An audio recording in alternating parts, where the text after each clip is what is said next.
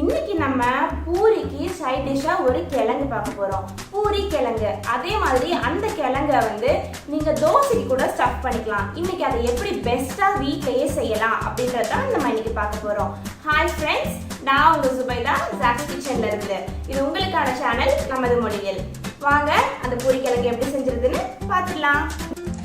ஒரு 5 உருளைக்கிழங்க நல்லா வேக வச்சு எடுத்திருக்கேன். தோல் உரிச்சும் எடுத்துக்கிட்டேன். இப்போ ஒரு ஃபோக்கோ இல்லை கையை வச்சு நல்லா இதை மசிச்சு விட்டுக்கலாம். இது ரொம்ப பெருசாகவே மசிச்சு எடுத்துக்கலாம். நம்ம இந்த மாதிரி நல்லா மசிச்சு எடுத்துக்கிட்டாச்சு. நான் காமிச்சிருக்க மாதிரி கொஞ்சம் நல்லா பெரிய பெரிய பீசஸாகவே மசிச்சு எடுத்துக்கோங்க. ஏன்னா நம்ம அதை குக் பண்ணும்போது அதுவாகவே மேஷ் ஆகும். நீங்கள் ரொம்ப மேஷ் பண்ணிட்டீங்க அப்படின்னா அது குக் பண்ணும்போது அப்படியே கூழ் மாதிரி கரைஞ்சு வந்துடும். அதுக்காக கொஞ்சம் பெரிய பெரிய பீசஸாகவே நம்ம எடுத்துக்கலாம். ஃபஸ்ட்டு ஒரு பேன் காஞ்சதும் அதில் 2 ஸ்பூன் அளவுக்கு எண்ணெய் ஊற்றிக்கலாம். அதில் கடுகு, உளுத்தம்பருப்பு ரெண்டையும் சேர்த்துடலாம். அது நல்லா வெடிச்சதுக்கப்புறம் அதில் கடலைப்பருப்பு சேர்த்துடலாம். கடலைப்பருப்பு சேர்த்துட்டு அதை நல்லா நம்ம வதக்கி விட்டுக்கலாம். அது நல்லா வதக்கி விட்டதுக்கு அப்புறமா இதில் நம்ம ஒரு 3 பச்சை மிளகாய் சேர்த்துடலாம். அதுக்கப்புறம் 1 ஸ்பூன் அளவுக்கு சீரகம் சேர்த்துடலாம்.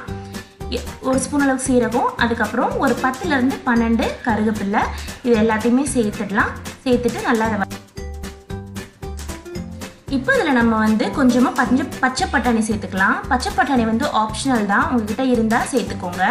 இப்போ இதில் ஒரு வெங்காயம் நல்லா நீளமாக நறுக்கி வச்சது அதையும் சேர்த்துட்டு நல்லா இதை நம்ம வதக்கி எடுத்துக்கலாம்.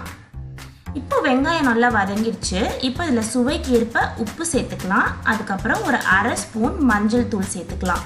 இது எல்லாத்தையுமே சேர்த்துட்டு நல்லா ஒரு 30லேருந்து 40 செகண்டுக்கு லோ ஃப்ளேமில் வச்சு வதக்கி எடுத்துக்கலாம். நம்ம இதை இப்போ நம்ம ரெடி பண்ணி வச்சுருக்க உருளைக்கிழங்க இதில் சேர்த்துடலாம்.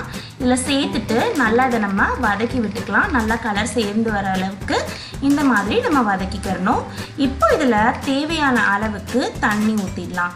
தண்ணி ஊற்றிட்டு இதை ஒரு 5 மினிட்ஸ்க்கு நல்லா குக் பண்ண விட்டுடலாம். இது 5 மினிட்ஸ்க்கு அப்புறம் நான் உங்களுக்கு காட்டுறேன். ஒரு 5 மினிட்ஸ் ஆயிடுச்சு. இது பாருங்க நல்லா குக் ஆயிடுச்சு. இதனால தான் இப்போ பாருங்க உருளைக்கிழங்கு நல்லா மசிஞ்சு வந்திருக்கு. அதனால தான் நான் முதலையே பெருசாக வைக்க சொல்லியிருந்தேன். இந்த ஸ்டேஜில் நீங்கள் வேணும்னா சின்னதாக கட் பண்ணி விட்டுக்கலாம். இதில் கொத்தமல்லி தழை போட்டு இறக்கிட்டோன்னா நம்மளுடைய உருளைக்கிழங்கு மசாலா ரெடி ஆயிடுச்சு. இந்த பூரி மசாலா ரெசிபி உங்க எல்லாத்துக்குமே பிடிச்சிருக்கும் அப்படின்றது நம்புறேன். இதை கண்டிப்பா ட்ரை பண்ணி பார்த்துட்டு எப்படி வந்திருக்கு அப்படின்ற உங்களுடைய கருத்துக்கள் எல்லாத்தையுமே கமெண்ட் செக்ஷன்ல பதிவிடுங்க. நம்மளோட சேனல் zacs kitchen-ஐ மறக்காம சப்ஸ்கிரைப் பண்ணி வச்சுக்கோங்க. இந்த வீடியோ பிடிச்சிருந்ததுன்னா மறக்காம லைக் பண்ணிடுங்க. உங்க ஃப்ரெண்ட்ஸ் கூட ஷேர் பண்ணிக்கோங்க. உங்களை அடுத்த வீடியோல சந்திக்கிறேன்.